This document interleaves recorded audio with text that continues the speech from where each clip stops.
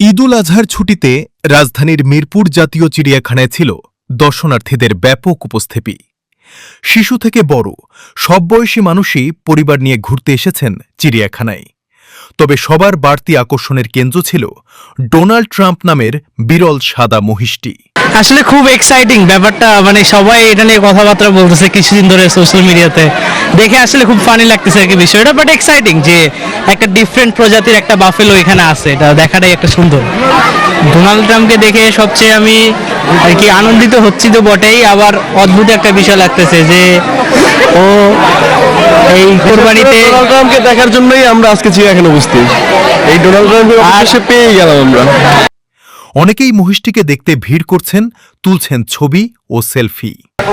ভিন্নভাবে দেখা হচ্ছে লাইক একটা মহিষ, সেও যে এত বড় সেলিব্রিটি হইতে পারে, নিজের কোরবানিকে সে ঠেকাই দিচ্ছে। লাইক গতকালকে তার কোরবানি হয়ে যাওয়ার কথা, সেখানে আজকে সে বাংলাদেশ জাতীয় চিড়িয়াখানায় চলে আসছে। সো তার পুরো বলতে গেলে বাংলাদেশ ছাড়িয়ে সে পুরো সারা বিশ্বের কাছে ভাইরাল। বিশেষ করে শিশুদের মধ্যে ছিল বাড়তি উচ্ছ্বাস ও আনন্দ। কেউ প্রাণীগুলো দেখছে, কেউ আবার পরিবার নিয়ে ঈদের মুহূর্তগুলো উপভোগ করছেন। ময়ূর, হাতি, এর মধ্যে কোনটা সবথেকে ভালো লাগছে তোমার? জলহস্তি।